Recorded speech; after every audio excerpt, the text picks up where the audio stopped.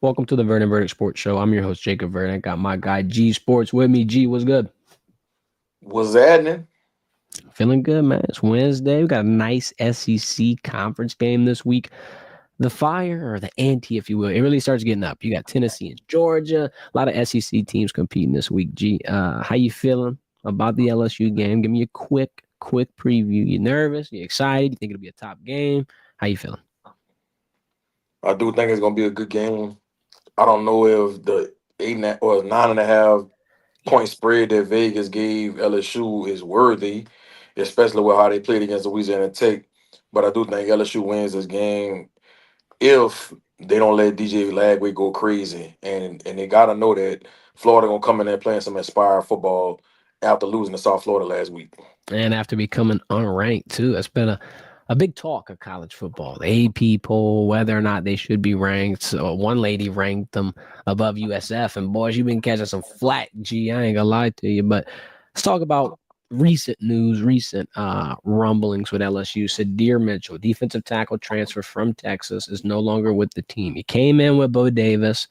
I'm not going to speculate too much. I'm just saying maybe it's a little bit of the things changing with Kyle Williams coming in. Maybe they want to use some of the speedier guys. Sadir's kind of a bigger, bulkier, stronger guy. That's just my take on it. Brian Kelly spoke this morning and was just saying, look, we got standards we got to meet, G. He said he didn't meet the standards. Here we are at this decision now. The defensive tackle depth, I feel like, is really good. You got Ahmad Bro, you got Bernard Gooden, Jacobian Guillory, Dominic McKinley. I don't think you're going to really hurt from this, but what are your thoughts? Any updates or takeaways? It's unfortunate because you always want to have that depth in the D line room because, like we talked about before the season started, being able to rotate different guys and keep guys fresh. Losing to Dip Mitchell, I don't think it's going to put a damper on how good their defense could be going forward. But you don't want to lose a guy. Who wants to lose a guy that's 6'6", 300+ pounds, bro? And I know they talked about he probably doesn't fit what Kyle Williams want.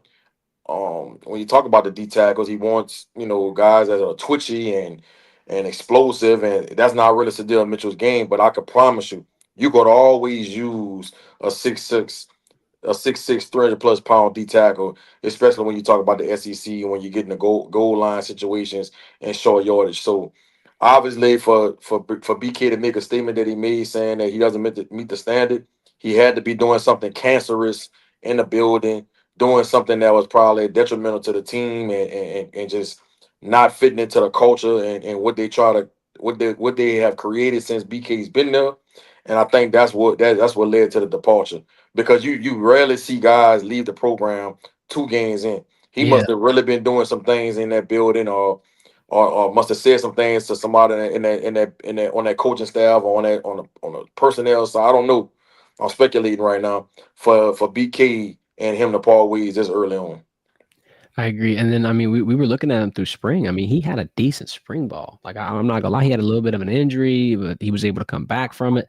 I hadn't seen much from him this season. I feel like that could have potentially played a role into this. But yeah, interesting decision coming out of I L. was I was surprised he didn't play a snap against Louisiana Tech, and I Not think one. that's probably what probably spearheaded this whole thing. There's no telling how he reacted and how he handled it after that.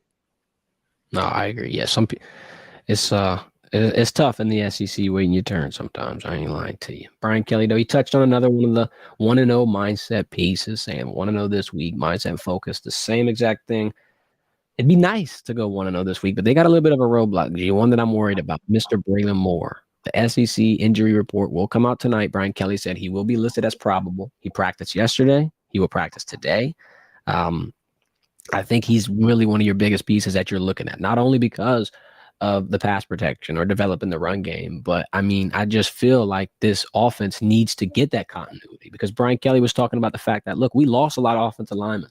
We're getting chemistry with our wide receivers that are new additions and just added into this mix.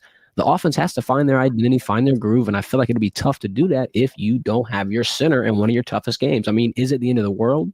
No. I do think this could be a big boost for LSU going forward. It looks like he could potentially play. What are your thoughts on this? And you think he's suiting up? Yeah, if he practiced yesterday and he practiced today, and it's saying he's probable. more often than not, these guys usually play. And when you're going against a front like Florida, you're gonna need your guy, your quarterback on the offensive line, which is the center, and Braylon Moore. You're gonna need him. And then that guy, he has a potential first round pick that's gonna be lining up right across from him, and Caleb Banks. This guy is very disruptive, and he gets in the backfield and gets penetration and will when he goes against a lot of different guards and centers throughout the season. And he probably could have got drafted in the top 3 rounds of the draft last year.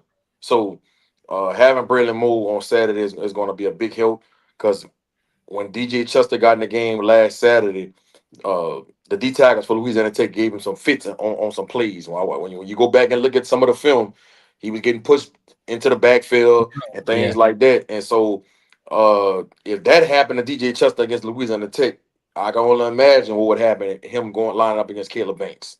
I agree wholeheartedly. Yeah, there was one rep dog where Nussmeyer had to roll out of there in a hurry. DJ got pushed back like 4 steps off Yeah, instantly after the snap. yeah. Now the offense, but before the season, I'm talking about Caden Durham, and he's still a big X factor for this team because of the running ability, and you want to get that going and all the talent that he possesses. But through these first few weeks, I've been liking what I'm seeing from Xavier Thomas, from Juwan Johnson. Brian Kelly talked about Zay a little bit this morning, just saying completely selfless. Great leader, wants to do anything to help the team win. Any role that they ask him to play, he'll play it. Special teams don't matter. Out the backfield don't matter. Go catch a pass, doesn't matter. He can do every single thing. What do you think this offense has to do to either double down on those type of plays, those gadget plays to help open up the explosive side of the offense we've been waiting on? Or do you think that there's like another element to this offense that they'll be able to unlock as we get deeper into the season? They are going to have to open up another element to this offense, and that's being able to traditionally run the ball, or not without all the motions and gimmick plays and the gadget plays, because we've been talking about this over and over and over, you know, during these episodes about being able to get those tough yards in the red zone on the goal line when it's 3rd and 2, 3rd and 1, right? Going east and west doesn't bode well for you in the SEC. You gotta be able to get vertical and get north and south, even when they know you about to do it. This is LSU, bro. That's been their stable for over the last 20 years. I understand offensive the offensive game has evolved and things have changed and how people run the ball and pass the ball now. But you still got to be able to line up and say, hey, we're going to be able to run power, lead, or whatever, and get that 1 or 2 yards when we need it. So, and I think Joe Sloan knows that. He knows that. I think, some of the plays that he's ran the first couple of weeks, that might be, something for teams to have on film that they have to prepare for. But I think he's smart enough to know ultimately he's going to have to be able to line up and just run the ball straight ahead sometime and get those tough yards. And if they can do that, it's going to be tough to stop this LSU offense because like we've been saying, they should continue to get better every week.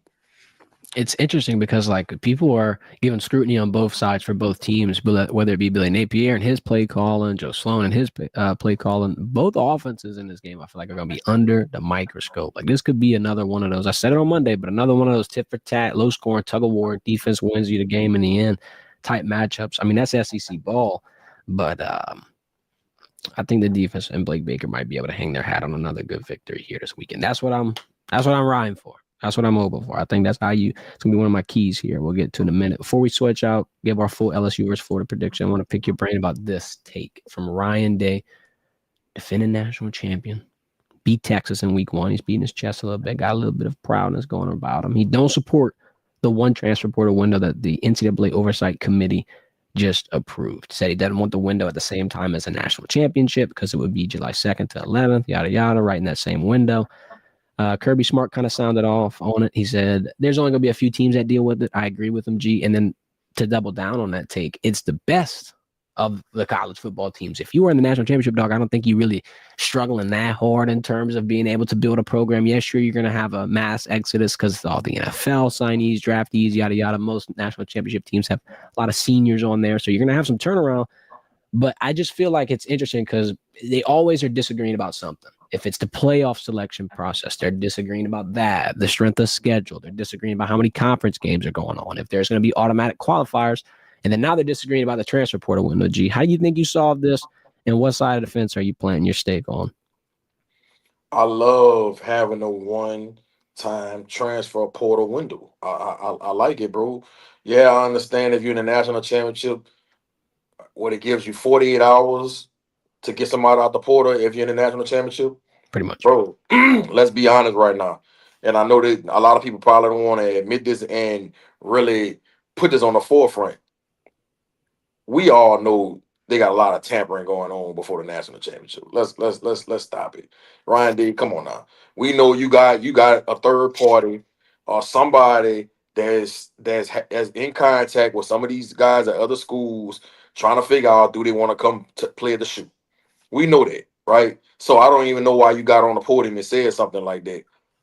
This is what happens in college sports. Nobody's playing by the rules. Nobody's doing anything fair. Everybody's bending these rules of some sort. So Mm. I think having that one time transfer portal window is good. I think this is going to help guys get their rosters in place and not have so much turnover.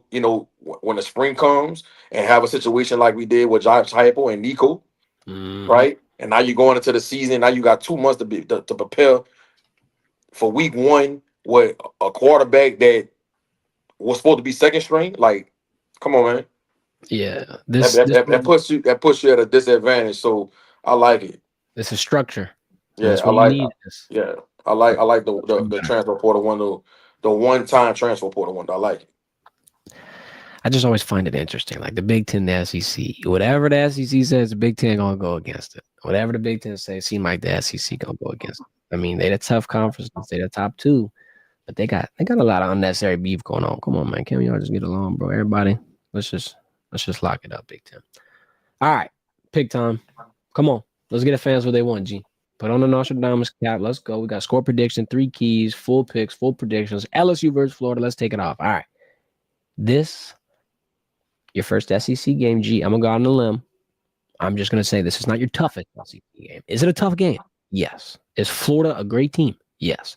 Don't think it's your toughest one. And I got a good little explanation for why.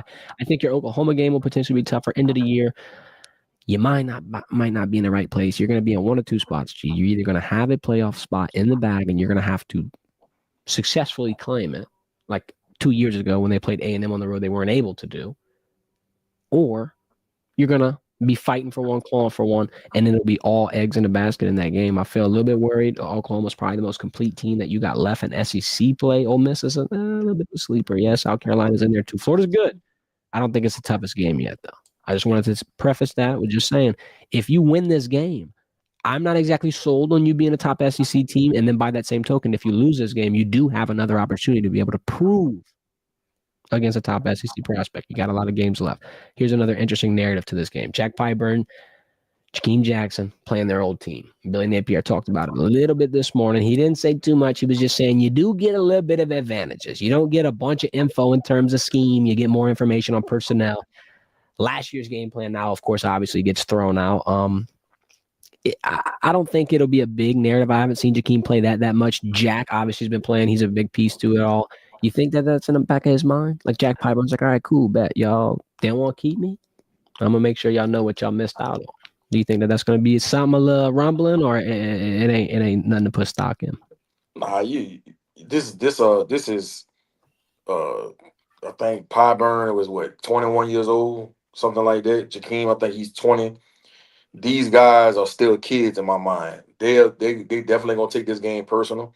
I don't know if Jakeem's gonna actually get in the game to be able to make his stamp, but Pyburn is definitely gonna play and he's gonna have a big role and he's gonna be able to give Blake Baker and Coach Kyle Williams some nuggets on to what Napier and what they like to do philosophy wise. Uh, but we forget about too. Corey Raymond was on that staff 2 years ago. All right, so that's another person that's going to take this personal. And Billy Napier fired Corey Raymond. Mm. He fired him. So I think it's going to be a little personal for him as well. So I think it's a nice storyline, and I can't wait to see how it's going to all play out. Yeah, I'm excited. About to get my keys to the game. I just want to talk to Floby real quick. Hey, G, Floby giving me some shit a little bit in the chat. He's saying the title of the stream is horrible. I titled it, Should LSU fans be worried about Florida? Floby said this, and I quote, Of course we should be worried about Florida. Now, G, Is that not contrary to him earlier saying Florida and Billy are trash? Hold on, what's happening there? Are we flipping, Bobby? Are we flipping last second? Maybe he's being sarcastic. I don't know. I don't know. It's interesting. We'll give our keys to the game real quick. Number one, got to protect us. Please, good Lord, don't let inside pass rush come through. Braylon Moore, we need you, big dog. We need you. I want that offensive line to be stout. We need to build some continuity, like Brian Kelly said. Let's stack days 1-0, baby. Lead to 3-0. Number two, get wide receivers hot, early, often. Please. Trudez Green's probably out. It's not confirmed. This is speculation. I don't think he'll be playing. I think he'll be out a few weeks. With that being said, you need Chris Hilton. Keep adding on with Barry and Brown. Keep using Xavier Thomas. I need a lot of things early on. Do not take forever to get hot, please, Lord. Third and final key, this goes without saying, bro, don't put the defense in a horrible spot like you did it against LA Tech. That's a great defense out there, but it gets harder and harder to play great defense when you're punting the ball, turning the ball over, going for it on fourth down and giving a turnover on downs. You got to play that complementary football, G, because you could put this team in a good opportunity to be able to succeed. What are your keys and what do you think about those takeaways? My number one key for sure is being able to get DJ Lagway to the ground. All right. Blake could send all the blitzes he wants. But if they try to on tackle DJ Lagway, he can easily break out of that and keep extending the play either with his legs, as far as running the ball or looking for receivers downfield.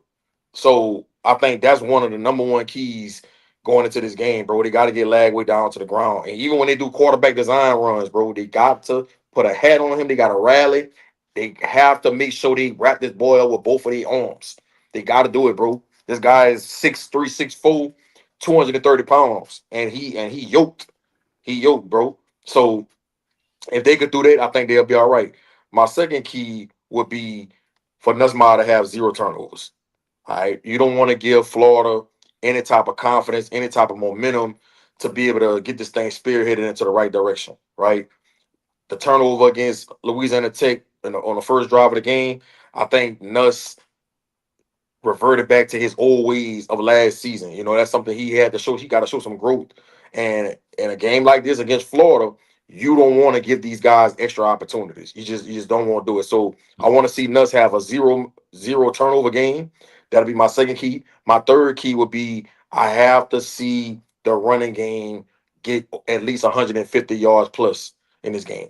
If they can get 150 yards plus, I think that's going to open up the pass game. That's going to open up shots downfield. And I think you can see the Gators go down in Death Valley 27-24. What do you think about Harlem Berry's role in here? You're talking about the run game, and it just popped in my head last week. I think he had a nice little 50-plus yard game, 6 carries. You think that this week he gets a bigger role, or do they kind of get a little nervous to throw a freshman out there in the gridiron? You know, I think it's going to come down to how confident is Frank Wilson in Harlem when you talk about pass pro, right? If he's confident that he can handle the pass pro side of it, I think you can see Harlem play about 15 snaps, 12 to 15 snaps on Saturday. And after what he did against Louisiana Tech, I would imagine that they're gonna give him a few more touches this week. Might not be a whole lot, but I can see them putting the ball in his hand 5 to 7 times. And look, I think that's enough for him to make an impact on his game, bro. I really do. So we're gonna see. You know, after what he did against Louisiana Tech, I think he's well deserving for it. Got American Patriot in the chat trying to Josie saying, yeah, 2023 was so close. We only won by 20. But when Mr. DJ Lagway walked into the building, G, what happened? There's a completely different narrative around Florida. Last year, LSU loses on the road in a game that everybody had them winning by a mile in. Now, is it the Swamp? Yeah. And I know that Death Valley is a different environment. You've only lost twice under Brian Kelly. I don't think that a 10-point spread or recent performances by LSU against Florida and Tiger Stadium is going to defeat DJ Lagway. And I'm not trying to say he's the best quarterback in college football, but he is a top 5 SEC quarterback that you have to sweat a little bit for when he's coming into your stadium. I'm not going to lie to you. I think people are underrating Florida a little bit. And I know you've been calling this out for months. I know this has been your game. You've circled it. You've called it out on your soapbox, highlight, whatever you had to do, G. You did it. I mean, And look, people aren't and I said this last episode, and I know some LSU fans probably don't do their research and probably don't pay attention to Florida, you know, as much as we do. But Florida receiving core is just as good as LSU's. Whether people really want to admit that or not, when you talk about from a talent standpoint and speed, they can match up with LSU. It's arguable, Mhm. bro. It's arguable. I'm talking about like when you Eugene Wilson. Eugene Wilson is one of the best receivers in the country, right? Mizell is super, super fast. Vernell Brown, a true freshman. Dallas Wilson, another true freshman. Then they got the receiver number 9, Struver. I forget how you pronounce his name. He's about 6'2", big body receiver. Like they have some guys on that side of the ball that could run, that could win the 50-50 ball, that's good in space, runs good routes. They have a really, really talented receiving core. When you got a talented quarterback that can sling it, like DJ Lagway, who can Right. extend plays with his legs, if you don't get him to the ground when you're trying to blitz him and sack him, they could expose LSU. Because as good as LSU's corners are, and as good as the secondary has got, and the secondary is much improved from last year, if you got to ask them to check these receivers for 4, 5, 6, 7 seconds. That's asking a lot, bro. When A you're going lot. against, yeah, when that's asking a lot when you ask when you talk about these kind of athletes on the side of the ball for Florida, I right? agree. And the running back number 13, Ball. I think I'm pronouncing his last name. This dude is a load to bring down. We talking about wrap DJ Lagway up. They better wrap Ball up because he is running through people's face.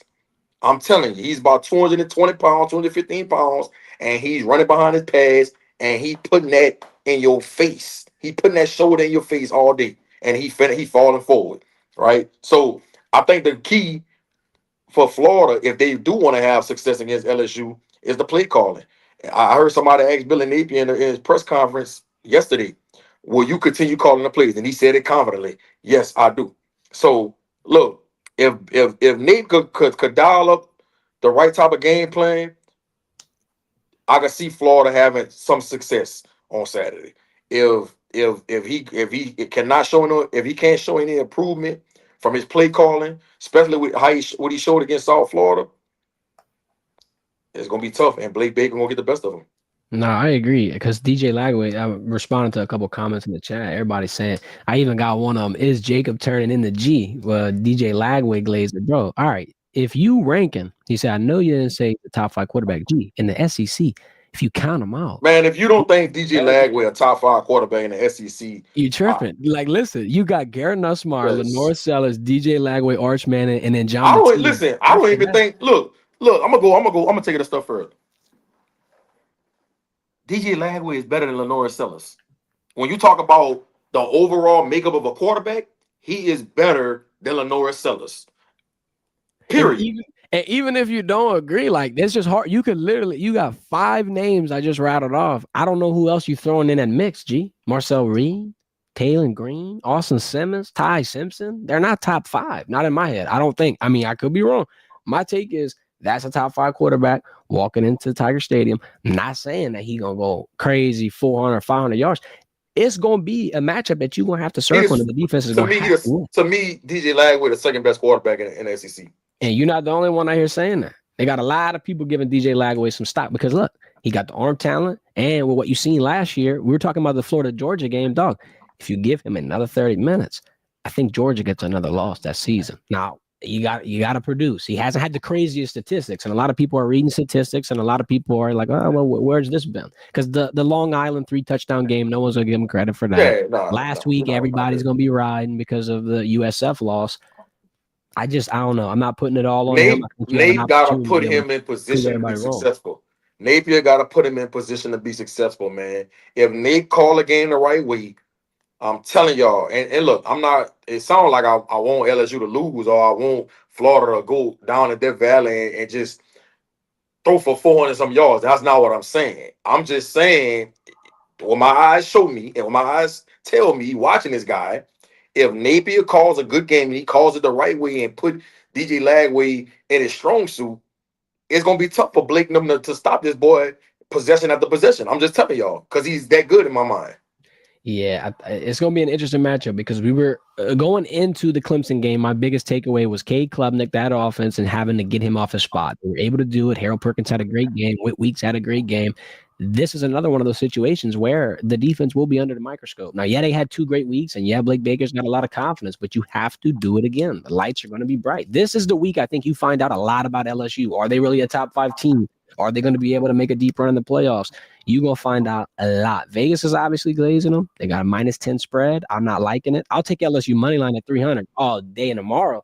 I'm making that spread 18. I'd say make it an alternate plus 18. You put that on a 2-leg with the money line. You get it to about -200 or so. It ain't the best parlay. That's what I'm feeling. Another good prop I give to you, Florida under 26 points. I don't think we get that high of a total. LSU's defense kind of been putting some teams through the ringer a little bit. LA Tech got shut out through 3/4. Clemson got shut out the second half. Here's my score prediction. LSU 24, Florida 17. Yeah, I got LSU 27, Florida 24. 27-24. So that's 41 total points. That'd be about a touchdown underneath the total. Total's at 50. And like I said, spread's at 10. Boy, that spread crazy. I would have never guessed. I thought maybe around a touchdown. I'd have never No, thought. that's 51, man. That's 51. Oh, my bad. That's right on the total. The total 51.5, I think. Let me double check. LSU versus Florida. I got LSU 27 and Florida 24. Let's see. 8.5. And look, I think Florida gonna go up early in this game. If Florida goes up early in this game, not only will I be panicked, I feel like LSU's offense has to stop digging. And they're not doing it that bad this year. Last year, I'm really feeling off of it the most, but no more holes. You can't dig a 10-point hole because I feel like now not only is that more stress on your defense, it's going to take the building out of it. And now you don't have your key X factor in Tiger Stadium and all your damn fans. I feel like that's going to be the goal game environment. Got to push LSU in this one. Yeah. Feed off the crowd, boys. All right, let's go into our SEC top 5 power rankings. My neighbor's alarm's going off. If y'all hear that, very sorry. Here's my top 5, G. Everybody, soak it in. React to it. Give your takes in the comments. Rip me. Do what you got to do. Number 5, South Carolina. I'll give you a brief description. They've been a little shaky. The Virginia Tech game, I ain't like that much. Yeah, it was emotional. Beamer's playing his dad's school. I know he really wanted to win. It wasn't a great game. Lenore Sellers, I think he's in a little bit of the same situation as DJ Lagway, not putting in the eye-popping explosive numbers that everybody was initially expecting. I think he had like 100-something yards last week. I think they could potentially get back into that top 5 form. Dylan Stewart's a nice little piece in their scheme as well. I think you'll give quarterbacks fits all season long. I'm worried about him against Nussmeier, not going to lie. Slide in number 4, Oklahoma. Everybody's probably confused that Oklahoma's at number 4. I give you every single reason why. John Mateer. That's the biggest reason. Last week, 270 pass yards, 70 on the ground, 3 touchdowns altogether. Big win at home. Mateer looked sharp. Both sides of the ball look good. Defense shut out Michigan for 3/4. They only got points in the third out of the second half. They're going to be tested, though, dog. 2 of their next 3 are unranked. After that, every single team is ranked. So good luck, Coach Venables. I think you got a decent squad, though. Number 3, Texas bouncing back from Ohio State loss. Still a sneaky team for the national championship. I'm not going to lie to you. Arch getting back to his old self. Nice little week versus San Jose State. And I'm going to double down on it. Gee, losing against the defending champs by 7 on the road in week 1, not the biggest worry in the world. I'm not thinking Texas is flawed. I'm not thinking Arch Manning is super, super overrated. Is he the number 1 prospect in the draft? No. But he's not a horrible dog shit quarterback. He's still a top 10 quarterback. I'm not gonna lie to you. I still think that Arch Manning can put it together for Texas. It's gonna take some time, but they got it. Georgia, number 2. I almost put them at number 1. I can't lie to you. I would have pissed some people off, but they didn't have the biggest game against Austin Peay. If they went in and 40-balled them and LSU did what they did to LA Tech, I might have shifted. I might have slid, but I kept LSU at number 1. They're the number 1 ranked SEC team, 2-0. Injuries are scary, but this week, hey, bro, we're going to learn a lot. We're going to learn if they for real or not. Shame on you. Uh-oh. Shame on me for what? Oklahoma? Shame on you. Shame on you. The way South Carolina has looked these first 2 weeks of the season, and you got them in the top 5. They're ranked number 11 in the country. I don't care what they rank. I agree. They had to look good. I had to give them a little credit. I'm putting Auburn at 5. I'm putting Auburn at 5. Auburn had an impressive win week 1 against Baylor, and Baylor ain't no slouch. Baylor gonna probably win about 9 or 10 games this year and go to the LilTeachers.com bowl, right? I think that was a good win. Week 2, they played Ball State. I get it. But guess what? They played the hand they was dealt, and they blew them people out like LSU should have did Louisiana Tech, 42-3. But then when you talk about the roster of Auburn, they have a really good roster, bro. I know people don't they ain't too high on Jackson Arnold because how he looked at Oklahoma, but you forget that they had a lot of injuries on the offensive line. They had a lot of injuries at receiver last year. That's why he looked the way he looked. But now at Auburn, he got a really good running back. He got two good running backs. He got two good receivers in Eric Singleton and Cam Coleman. And you got somebody. Damn, I'm having a brain for the head coach name. Help me out here. Head coach for Auburn. Oh my God. Hugh Freeze. Hugh Freeze. Man, I'm bad. I'm bad for that. I'm bad for forgetting that. Shame when you double time. Yeah. And you got a play caller like Hugh Freeze dialing it up for you. Jackson Arnold is gonna be tough. And guess what? They've rushed for over 250 yards on the ground the first 2 weeks of the season. And he had They a big going chunk of that. They're gonna be tough. And look, their defense is really, really good. Rayshawn Pleasant, West Monroe native from the boot, transfer from Tulane, been balling the first 2 weeks of the season. Keldrick Falk, we saw him for SEC Media Day. He gonna probably be a top 15, top 20 pick in the draft next year. Coming off that edge. Their defense is really good, bro. They got a good secondary, good linebackers. Auburn is five. I wouldn't be surprised if Auburn ends up being in a top three in the SEC when you look at it down the line. But I ain't gonna give it to them yet. I ain't gonna go too far. But I like your top. I like your top five. I would take South Carolina out. Put Auburn number five. Oklahoma number four. I would move Georgia to number three. Texas number two. LSU number one. That'd be my top five power ranking in the SEC. Do you think? I want to ask you this for you about. Do you think that LSU can win the SEC championship all in all? Like, let's say hypothetically, Yeah. neutral Yeah. field, they play Georgia tomorrow. They're Yeah. ready. Oh no, not tomorrow. Not Okay. tomorrow. So you Not need some tomorrow. Not tomorrow. No, Okay. not tomorrow. But I think that offense is going to get better and better. I think that offensive line going to keep gelling. The defense is just going to keep getting elite and more elite and more elite. I LSU ain't they ceiling right now. People saying they're the No. best team in the SEC. So when you look back when they're in week 7, week 6, bro, they should be hitting on all cylinders. Yeah, I'm excited to see because, like you said, that defense is taking the cake by a mile. And I think Saturday you got an opportunity to be able to show the whole nation, like, all right, cool, yeah, we did it against Clemson. LA Tech, we did our little shutout for 3/4 of the game. But when DJ Lagway came in and Billy Napier, we shut it down. I think this Saturday you got an opportunity. Prime time, Death Valley, goal game, should be a sellout. Everybody should be there. If you're not there, you got to tune in on prime time. You got to And watch. and hopefully, man, they can stay injury free for the most part. We know it's a violent game and they're gonna have injuries, but hopefully they don't have any key injuries at key positions that could hurt them going forward the rest of this year. Yeah, because that's the hard piece of the pie that you never prepare for. It ain't always the most talented team that wins. It's quite frankly the luckiest team. You're gonna have some calls go your way, some injuries not happen, some health obviously. You're gonna have a lot of things slide into the luck category here. Hopefully Trudez Green is better, man. That's the storyline tomorrow on Brian Kelly's presser. Is Trudez Green gonna play? I'll say no. They play Southeastern after this week, huh? Yep. So you sit them out that game. Then they play Ole South Miss. Carolina. Oh, I think it's Ole Miss, but let me make sure. Yeah, bring him back for the Ole Miss game. Yeah, it's Ole Miss after Southeastern. Yeah, And then they get a bye week in between that and South Carolina. you might hold him out for the Ole Miss game and then the bye week and then bring him back for South Carolina. You might do that. You're going to find out this Saturday now how bad it looks. Yeah, I'm not trying to say it'll look bad, but like the red zone period. If you miss them, if you really miss them, then yeah, you're going to push them back. But if you can make it work, if that run game can start picking it up, yeah, sit them. Don't rush it. Lord, please don't. Appreciate everybody for tuning in. Floby, appreciate the heckling, my guy. Florida versus LSU Saturday. Come on, man. This is your opportunity, big dog. It's your opportunity right here. I got some comments I'm reading in the chat. American Patriot, H-Town Creole. Appreciate everybody for tuning in. Kenny Mack, y'all have a good one. We'll be back Friday at 1 o'clock. Almost a good weekend. We got one more show before the weekend. Umas. We'll have our top 3 games of the week. More Brian Kelly updates. The final verdict on Trudez Green. Be here. Don't miss it. Appreciate your time, G. Y'all have a good one.